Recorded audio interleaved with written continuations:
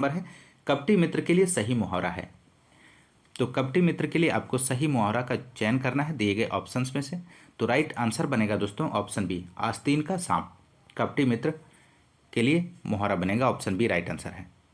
Option A में दिया गया है दांत काटी रोटी, इसका अर्थ हो जाएगा गहरी मित्रता। ऑप्शन सी में दिया गया है अक्ल की दुम, तो अक्ल की दुम का अर्थ बनेगा स्वयं को बुद्धिमान समझने वाला। ऑप्शन डी में है आबनूस का कुंदा, तो आबनूस का कुंदा का मीन्स होता है दोस्तों अत्यधिक काला व्यक्ति। तो यहाँ पे क्वेश्चन के अनुसार यदि हम बात करें तो इसका राइट आंसर बनेगा ऑप्शन बी, आस्तीन का सांप। अगला क्वेश्चन नंबर 32। इंद्रियों को जीतने वाले के लिए एक शब्द है, तो इंद्रियों को जीतने वाले के लिए एक शब्द क्या बनेगा दोस्तों? तो यहाँ पे राइट आंसर जो बनेगा ऑप्शन डी बनेगा, जितेंद्री। इंद्रियों को जीतने वाले को जितेंद्री कहते हैं दोस्तों, ऑप्शन डी यहाँ पे राइट आंसर हो जाएगा। दूरदर्शी का अर्थ होता है दोस्तों, ऑप्शन ए में दिया गया है बहुत दूर की बात पहले से ही सोच लेने वाला। ऑप्शन बी में है दत्तचित्त, तो दत्तचित्त का अर्थ होता है जिसने किसी विषय में मन लगा लिया हो। कुशाग्र बुद्धि का मीन्स होता है दोस्तों यहाँ पे जिसकी बुद्धि कुश के अग्र नोक की तरह तेज हो। तो यहाँ पे क्वेश्चन के अकॉर्डिंग इस क्वेश्चन का राइट आंसर हो जाएगा इंद्रियों को जीतने वाले के लिए जितेंद्रिय शब्द होगा, option B D right answer बनेगा। क्वेश्चन नंबर 33 है दोस्तों, पवन का संधि विच्छेद है, तो पवन का संधि विच्छेद आपको बताना है। तो पवन ऑप्शन सी यहाँ पे राइट आंसर हो जाएगा। पो प्लस अन बराबर होता है पवन, ऑप्शन सी राइट आंसर हो जाएगा। और इसमें अयाद संधि है, ध्यान रखिएगा। क्वेश्चन नंबर 34, पुनर्जन्म का संधि विच्छेद है, तो पुनर्जन्म का संधि विच्छेद इनमें से कौन सा है? दिए गए ऑप्शंस में से आपको सही विकल्प का चयन करना है। तो राइट आंसर बनेगा ऑप्शन सी, पुनः प्लस जन्म बराबर होता है पुनर्जन्म। और इसमें विसर्ग संधि है, इस बात को भी ध्यान रखिएगा। अगला क्वेश्चन नंबर 35, इत्यादि शब्द में कौन सी संधि है? इत्यादि शब्द में आपको संधि बताना है। तो यहाँ पे राइट आंसर बनेगा यण संधि है, इत प्लस आदि बराबर होता है इत्यादि। इत प्लस आदि बराबर इत्यादि, इसमें यण संधि है दोस्तों। और इसके साथ ही साथ इसके अगर हम सूत्र की बात करें तो इको यणच होता है, इको यणच। आप संस्कृत में आप पढ़ेंगे, संस्कृत में आपका जो है सूत्र इस तरह से आपको पढ़ने को मिलेंगे। क्वेश्चन नंबर 36 है, नाक रगड़ना का अर्थ, नाक रगड़ना का क्या अर्थ है आपको बताना है। तो राइट आंसर बनेगा नाक रगड़ना का अर्थ होता है दीनता पूर्वक प्रार्थना या विनती करना, ऑप्शन सी यहाँ पे राइट आंसर हो जाएगा, ध्यान रखिएगा। अगला क्वेश्चन नंबर 37 है, उन्मूलन का विलोम क्या है? तो उन्मूलन का विलोम आपको बताना है दोस्तों दिए गए ऑप्शंस में से। तो राइट आंसर बनेगा दोस्तों यहाँ पे उन्मूलन का विलोम रोपण होगा दोस्तों, ऑप्शन सी यहाँ पे राइट आंसर है। उत्थान का विलोम क्या होता है? ऑप्शन ए में दिया गया है दोस्तों। तो उत्थान का मीन्स होता है पतन। ऑप्शन बी में उत्कर्ष दिया गया है, उत्कर्ष का विलोम अपकर्ष हो जाएगा। और ऑप्शन डी में अवनति दिया गया है, तो अवनति का विलोम उन्नति होता है, याद रखिएगा दोस्तों। क्वेश्चन नंबर 38, महावीर प्रसाद द्विवेदी ने आदिकाल को क्या संज्ञा दी है? मोस्ट इंपॉर्टेंट प्रश्न है ये। आपका जो प्रश्न है सुपर टाइट के एग्जाम 2019 में जो सुपर टाइट का एग्जाम कंडक्ट हुआ था उसमें पूछा गया था हिंदी के सेशन में। तो महत्वपूर्ण प्रश्न है, इस तरह के क्वेश्चन पूछे जाते हैं, तो ध्यान रखिएगा। तो राइट आंसर यहाँ पे बनेगा इस क्वेश्चन का ऑप्शन डी, बीजोपन काल। मोस्ट इंपॉर्टेंट प्रश्न है। महावीर प्रसाद द्विवेदी ने आदिकाल को बीजोपन काल की संज्ञा दी है। उनके अनुसार आदिकाल से हिंदी साहित्य का बोध हुआ, इसलिए उन्होंने इसे बीजोपन काल का नाम दिया गया। तो ऑप्शन डी यहाँ पे राइट आंसर बनेगा। क्वेश्चन नंबर 39 है, अतिशुद्धो स्नेह को मार्ग है, किसकी पंक्ति है दोस्तों? ऑप्शन ए है आलम की है, ऑप्शन बी बोधा की है, ऑप्शन सी ठाकुर की है, ऑप्शन डी है घनानंद। तो दोस्तों यहाँ पे इस क्वेश्चन की अगर हम बात करें राइट आंसर क्या बनेगा? तो राइट आंसर यहाँ पे बनेगा ऑप्शन डी, घनानंद बनेगा इसका सही जवाब। अतिशोधो स्नेह को मार्ग है, जहाँ नेक सयानप बांक नहीं। घनानंद की सूक्ति है दोस्तों, घनानंद रीतिकाल के कवि हैं, इस बात को भी ध्यान रखिएगा। क्वेश्चन नंबर 40, कालिंदी का पर्यायवाची क्या है? तो कालिंदी का पर्यायवाची आपको बताना है दिए गए ऑप्शंस में से। तो राइट आंसर बनेगा ऑप्शन डी, कालिंदी का पर्याय यमुना है, ऑप्शन डी राइट आंसर है। क्वेश्चन नंबर 41, आधुनिक हिंदी साहित्य की पहली आत्मकथा के लेखक कौन माने जाते हैं? आपको बताना है। ऑप्शन ए है बाबू श्याम सुंदर दास, ऑप्शन बी है देवेंद्र सत्यार्थी, ऑप्शन सी है हरिवंश राय बच्चन, ऑप्शन डी है जयशंकर प्रसाद। तो यहाँ पे इस क्वेश्चन का राइट आंसर हो जाएगा हरिवंश राय बच्चन। आधुनिक काल की प्रथम आत्मकथा अर्ध कथानक के लेखक बनारसी दास जैन है, जबकि आधुनिक हिंदी साहित्य की पहली आत्मकथा क्या भूलूं क्या याद करूं के लेखक हरिवंश राय बच्चन है। इस बात को भी ध्यान रखिएगा दोस्तों, ऑप्शन सी यहाँ पे राइट आंसर हो जाएगा। अगला क्वेश्चन, क्वेश्चन नंबर 42, कार्य के आरंभ में ही विघ्न पड़ना किस मुहावरे का अर्थ है, आपको बताना है दोस्तों दिए गए ऑप्शंस में से। तो राइट आंसर बनेगा ऑप्शन सी, सिर मुड़ाते ही ओले पड़ना। ऑप्शन सी यहाँ पे राइट आंसर हो जाएगा। अगला क्वेश्चन, क्वेश्चन नंबर अगला है 43 है, किस कवि को कवियों का कवि कहा जाता है।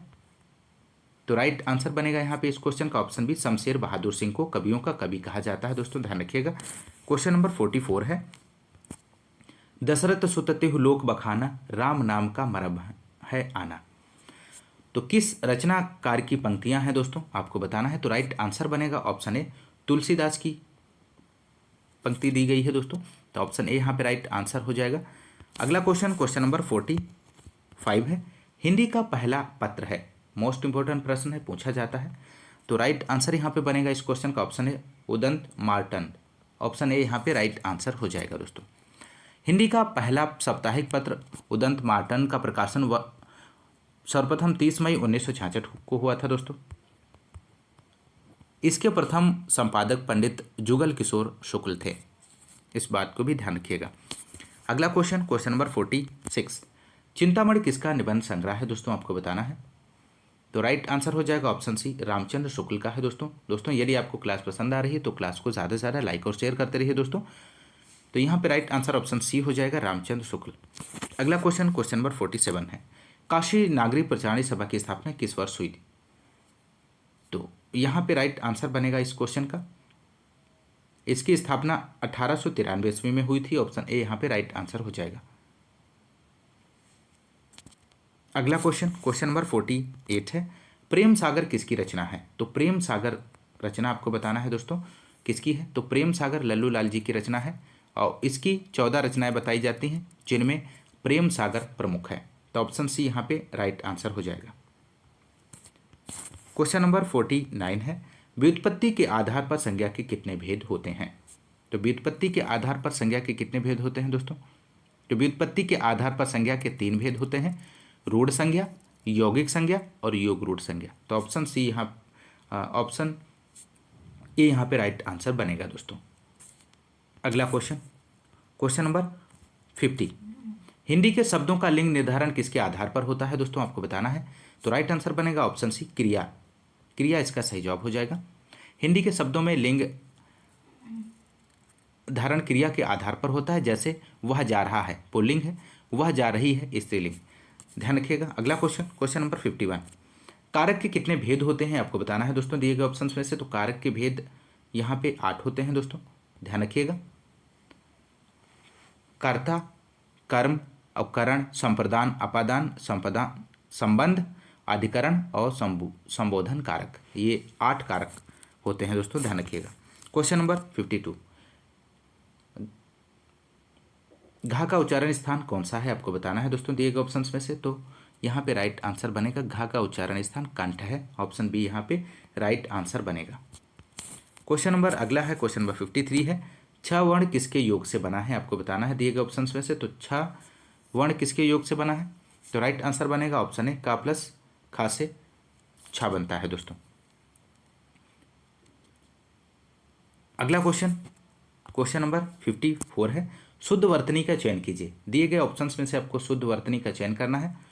तो राइट आंसर बनेगा ऑप्शन सी, अस्पष्टता। इस प्रकार से लिखा जाता है, शुद्ध वर्तनी दी गई है ऑप्शन सी में, ध्यान रखिएगा। क्वेश्चन नंबर 55, कवि का स्त्रीलिंग है। तो कवि का स्त्रीलिंग आपको बताना है दोस्तों। तो कवि का स्त्रीलिंग बनेगा ऑप्शन सी, कवयित्री। कवि का स्त्रीलिंग कवयित्री है दोस्तों।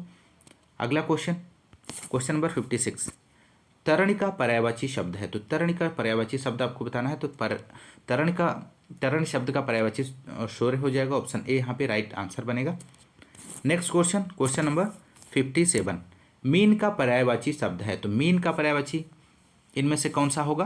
तो मीन का पर्यायवाची हो जाएगा दोस्तों मत से हो जाएगा। ऑप्शन डी यहाँ पे राइट आंसर होगा।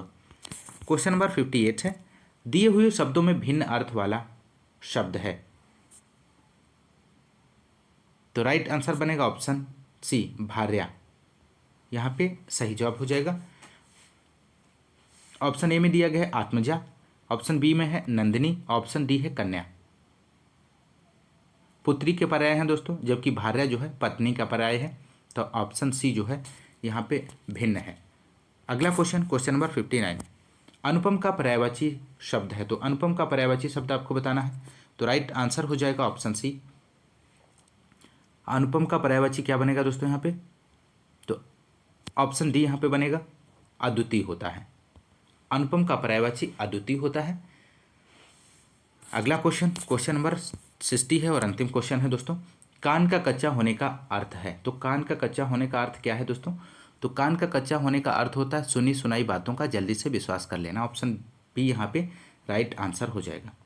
दोस्तों ये रहे हिंदी के 30 क्वेश्चंस को आपने सॉल्व किया इस क्लास में। दोस्तों यदि आपको क्लास पसंद आ रही है तो क्लास को आप ज़्यादा से ज़्यादा लाइक और शेयर करते रहिए दोस्तों। आज की इस क्लास में बस इतना ही। मिलते हैं नेक्स्ट क्लास में, तब तक के लिए नमस्कार, जय हिंद, धन्यवाद।